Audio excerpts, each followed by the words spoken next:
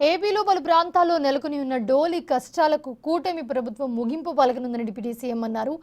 ఇన్ని దశాబ్దాలు బాహ్య ప్రపంచానికి దూరంగా ఉన్న ఈ ప్రాంతాల్లో గత 3 ఏళ్లలో దాదాపు 21 డోలీ మూతలు జరిగాయని డిప్యూటీ సీఎం గుర్తు చేశారు. గత ప్రభుత్వం రోడ్ల నిర్మాణానికి కేటాయించిన డబ్బులను దారి మళ్లించిందని పవన్ కళ్యాణ్ మండిపడ్డారు. డోలీ పట్టుకుని నడిచేవారి కష్టం తనకు తెలియాలని తాను కూడా నడిచానని చెప్పి పవన్ కళ్యాణ్ చెప్పుకొచ్చారు. కలెక్టర్ గారు నా దృష్టికి తీసుకొచ్చారు.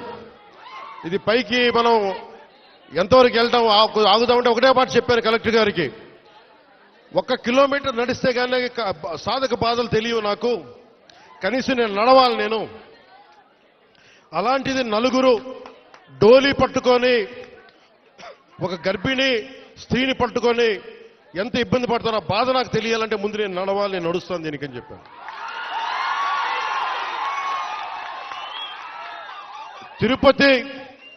తిరుమల వెంకటేశ్వర స్వామికి నేను కొండెక్కా. ఆయన్ని ఒకటే కోరుకున్నా, నన్ను కష్టాలు తీర్చమని, ప్రజల కష్టాలు తీర్చమని నేను ఆయన కోరి కొండెక్కాను. ఈ రోజున నేను మన కొండెక్కా, మన కష్టాలు తీర్చమని. నా పక్కనే ఉన్న పంచాయతీరాజ్ కమిషనర్ గారికి కూడా, అడిషనల్ జాయింట్ సెక్రటరీ వారికి కూడా ఒకటే చెప్పాను. నా పిఎస్ మసూదన్ గారికి కూడా ఒకటే చెప్పాను, మీరు ఈ రోడ్డు వేసే లోపు ముందు కనీసం ఈ రోడ్డుని రోడ్ రోలర్లు పెట్టి కొంచెం శుభ్రంగా నడిచేలా చేయమని కోరుకుంటున్నా. నేను అది ఆదేశించాను.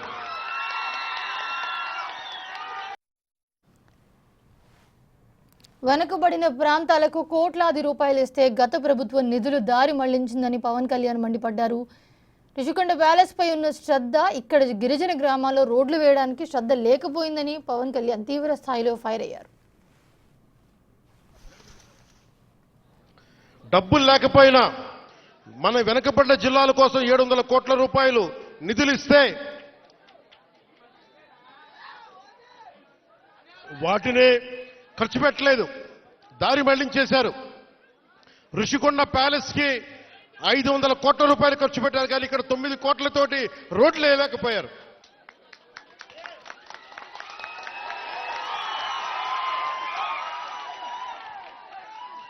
నేను ఈ రోజున దీన్ని ఆధారం చేసుకుని ఒకటే చెప్తా ఉన్నాను. ముఖ్యంగా గిరిజన వర్గ ప్రజలందరికీ, మన్యం ప్రాంతంలో ఉండే ప్రజలందరికీ నేను మీకు నారా చంద్రబాబు నాయుడు గారి ఆధ్వర్యంలో నాయకత్వం నడుస్తున్న ఈ కూటమి ప్రభుత్వం తరపున మనకున్న మంత్రివర్గ సహచరులు కానీ, ఎమ్మెల్యేలు కానీ అందరి తరపున నేను మాటిస్తున్నాను. మీకోసం అహిర్నిశలో ఎండనక వాననక పనిచేయడానికి మేము సంసిద్ధంగా ఉన్నాం. తనను పదే పదే సీఎం అని పిలుస్తూ ఉన్న అభిమానులను పవన్ అడ్డుకున్నారు. మీరంతా సినిమాలకు రావాలన్నా రోడ్లు ఉండాలి కదా అని సరదాగా కామెంట్లు చేశారు ఆయన. ఇక్కడ నుంచి ప్రతి 2 నెలలకు కనీసం 10 నుంచి 15 రోజుల గిరిజన ప్రాంతాలైన విజయనగరం, పార్వతీపురం, అరకు ప్రాంతాల్లో పర్యటిస్తానని హామీ ఇచ్చారు డిప్యూటీ సీఎం పవన్ కళ్యాణ్. డబ్బులు కేంద్ర ప్రభుత్వం నుంచి వచ్చాయి, మనం అన్ని మిగిల్చుకొని ఈరోజు చేస్తున్నాం. ఈ రోజున మనం నరేగా మీరు ఇలా అరిచి మీ అభివృద్ధి మర్చిపోతున్నారు. మీరు అరిచి సినిమాలు సరదా, నిజంగా మనస్ఫూర్తి చెప్తున్నా, మీకు సినిమాలకి రావాలన్నా రోడ్లు ఉండాలి కదా.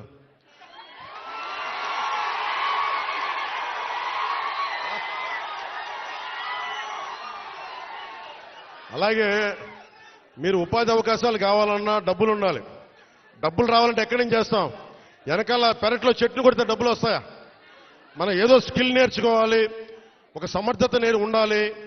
దానికోసం మనం సంపూర్ణమైన ప్రయత్నం చేస్తా ఉన్నాం. నేను మీకు ఈరోజు మాటిస్తున్నా, నేను 2017లో చెప్పినప్పుడు మాట ఇచ్చాం, వెనక్కి వెళ్ళాం, నిలబడ్డాం. అలాగే ఈ రోజున ఇంకో మాట ఇస్తున్నాం. గౌరవ ముఖ్యమంత్రి నారా చంద్రబాబు నాయుడు గారి తరపు నుంచి కానీ, కూటమి ప్రభుత్వం తరపు నుంచి కానీ, మన మంత్రివర్గ సహచరులు కానీ, ఎమ్మెల్యేల తరపు నుంచి నేను ఒకటే మాటిస్తున్నా, ఇక్కడికి ఈరోజు వచ్చి రోడ్ల కోసమే రాలేదు. నేను మీ కష్టాలు తెలియాలి, మీ బాధలు తెలియాలి.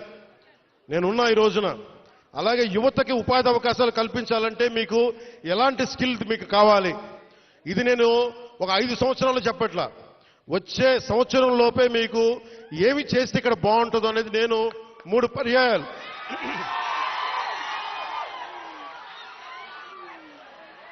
నేను 6 నెలలు అయింది ప్రభుత్వం వచ్చి, ప్రతి 2 నెలలకి నేను మన విజయనగరం జిల్లాలో కానీ, మన పార్వతీపురంలో కానీ, అరకు ప్రాంతాల్లో కానీ, గిరిజన జిల్లాలో కానీ అన్నింట్లో కూడా నేను కనీసం ప్రతి 2 నెలలకి 10 నుంచి 15 రోజులు గిరిజనులతోనే గడపాలి, మన ప్రాంతంలోనే గడపాలని కోరుకున్నాను. ఎందుకంటే